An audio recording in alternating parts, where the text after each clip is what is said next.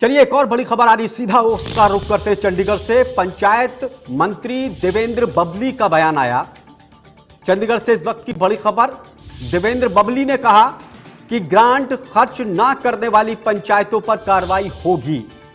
44 पंचायतों से जवाब तलब किया गया कि आखिर ग्रांट क्यों नहीं खर्च हुआ। डीसी को कार्रवाई के लिए बोला है कि डीसी ऐसी पंचायतों के खिलाफ कार्रवाई करें। 75% फंड खर्च करने वाली पंचायतों को एक्स्ट्रा खर्च दिया जाएगा। पंचायतें फंड ही खर्च नहीं कर पा रही हैं, ऐसी पंचायतों के खिलाफ कार्रवाई करने का निर्देश पंचायत मंत्री ने दिया है। सरकार ने उन पंचायतों पर शिकंजा कसना शुरू कर दिया है जो 1 साल से ज्यादा का वक्त रहने के बावजूद भी ग्रांट खर्च नहीं कर पाए। ऐसी 44 पंचायतों को जो है चिन्हित किया गया है। इस वक्त हमारे साथ बातचीत करने के लिए हरियाणा के पंचायत मंत्री देवेंद्र सिंह बबली जी मौजूद है। बबली जी, ऐसी 44 पंचायतें जो चिन्हित की गई हैं, जिनको ग्रांट दी गई थी, वो खर्च नहीं कर पाए, क्या कार्रवाई की जाएगी? देखिएगा, हमने 2022-23 में जो हमारा स्टेट फाइनेंस कमीशन का और सेंट्रल फाइनेंस कमीशन का स्टेट का 1100 करोड़ रुपया हमने हमारी पंचायतों को देने का काम किया था, और 23-24 में करीबन 1500 करोड़ रुपया, और सेंट्रल फाइनेंस कमीशन का जो 21-22 का जो हमारा पैसा कोविड की वजह से सेंटर से नहीं ले पाए थे, हमने रिक्वेस्ट करके उस पैसे को भी लेके आने का काम किया, जो 935 करोड़ रुपए था। 22-23 में 967 करोड़ रुपए और 23-24 में लगभग 980 करोड़ रुपए। अगर हम इस टोटल अमाउंट को जोड़ें, जो 22-23 का और 23-24 का स्टेट फाइनेंस कमीशन का करीबन 2600 करोड़ रुपए और सेंट्रल फाइनेंस कमीशन का करीबन 2900 करोड़ रुपए, ये फंड हमने हमारे पंचायतों में, समितियों में और जिला परिषद में भेजने का हमने काम किया, ताकि जो डायरेक्ट पैसा पर कैपिटा पहले हमारा 2011 का जो सेंसेक्स था, उसके बाद अब परिवार पहचान पत्र के हिसाब से जो आबादी आती है, जो रेशो बनती है 75% पंचायतों को, 15 ब्लॉक समिति को और 10% जिला परिषद को हमने देने का कार्य किया। लेकिन इसमें जो हमारा बजट खर्च हुआ वो सिर्फ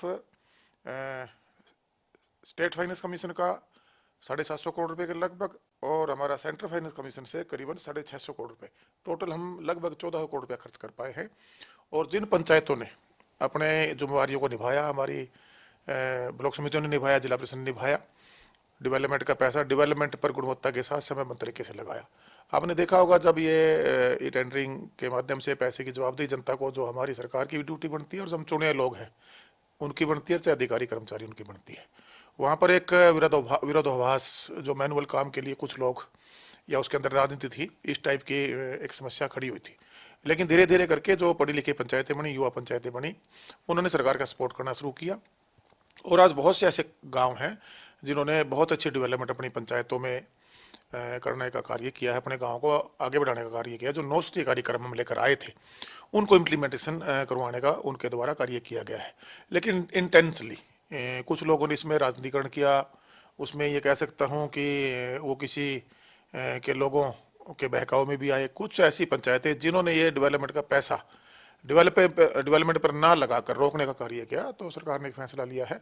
एक तो जो पंचायतों ने पैसा खर्च किया है 75% तक, उनको हम स्टेट फाइनेंस कमीशन से 25% एक्स्ट्रा करके वो पैसा भेजने का काम करेंगे, ताकि उनको मोटिवेशन मिले और वो अपने गांव को आगे बढ़ा सके।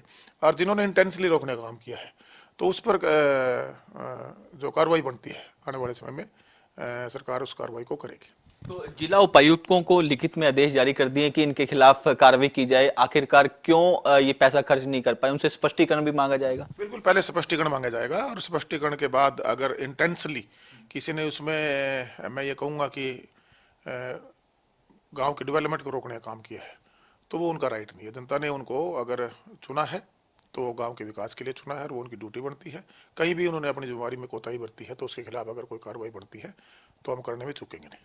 सर, हरियाणा का भी बजट 17-20 तारीख से शुरू हो रहा है। कल कैबिनेट की बैठक में फैसला लिया गया, तो किस तरह का ये बजट रहने वाला है? खासकर ग्रामीण क्षेत्र को क्या उम्मीदें जो है बजट से लगाई जाए? क्या कुछ नया इस बार ग्रामीण क्षेत्र को मिलेगा बजट में? देखिएगा, अपने पिछले बजट सेशन में हमने पूरे हर गांव का एक किस्म से ब्लूप्रिंट तैयार करवाया था। जितना हमारा पुराना इंफ्रास्ट्रक्चर था गांव देहात का, उसको इकट्ठा करवाया। उनकी जैसे जोड़ों को 19,000 पाउंड थे, पोर्ट अथॉरिटी के माध्यम से हमने उनको चिन्हित किया।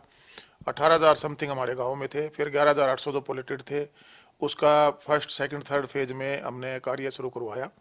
उसमें अब हम 39 के ऊपर टारगेट करके काम कर रहे हैं, जो अमृत सरोवर प्लस जिनको हम बढ़ाने जा रहे हैं। पिछले दिनों माननीय मुख्यमंत्री जी ने उसका उद्घाटन भी किया। आखिरी सवाल मेरा, अब ये जो साल है वो चुनावी साल है, पहले लोकसभा चुनाव होंगे, उसके बाद विधानसभा, किस तरह की तैयारी, क्या मुद्दे लेकर आप जनता के बीच में जाएंगे? देखिए, काम का मुद्दा लेकर जाएंगे, काम किया है हमने, बताएंगे भाई आग डेवलपमेंट चाहते हो, पारदर्शिता चाहते हो, सुरक्षा चाहते हो, तो हम लोगों ने उसको इम्प्लीमेंट किया है।